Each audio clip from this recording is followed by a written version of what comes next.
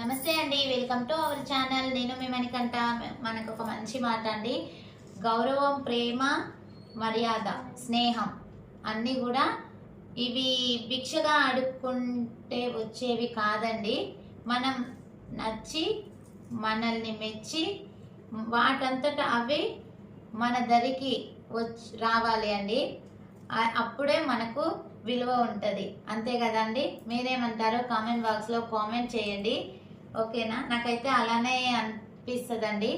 మీరు కూడా ఎలా ఉందో కామెంట్ బాక్స్లో కామెంట్ చేయండి. ఓకే అండి.